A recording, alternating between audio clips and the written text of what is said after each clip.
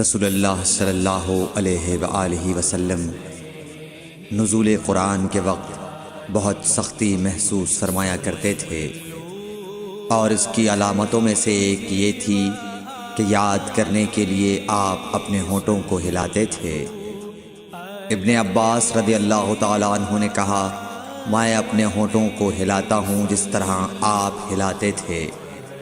سعید کہتے ہیں، میں بھی اپنے ہونٹ ہلاتا ہوں جس طرح ابن عباس رضی اللہ تعالیٰ عنہ کو میں نے ہلاتے دیکھا۔ پھر انہوں نے اپنے ہونٹ ہلائے۔ ابن عباس رضی اللہ تعالیٰ عنہ نے کہا، پھر یہ آیت اتری کہ اے محمد، قرآن کو جلد جلد یاد کرنے کے لیے اپنی زبان نہ ہلاؤ، اس کا جمع کر دینا اور پڑھا دینا ہمارا ذمہ ہے۔ حضرت ابن عباس رضی اللہ تعالیٰ عنہ کہتے ہیں، یعنی قرآن آپ صلی اللہ علیہ وآلہ وسلم کے دل میں جمع دینا اور پڑھا دینا ہمارے ذمہ ہے۔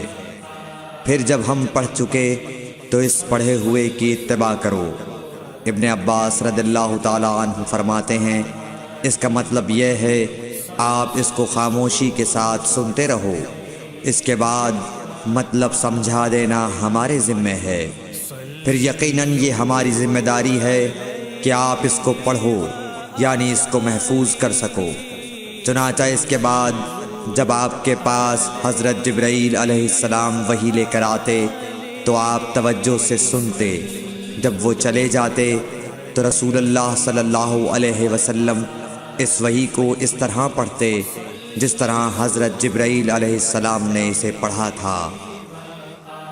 صحیح بخاری حدیث نمبر 5۔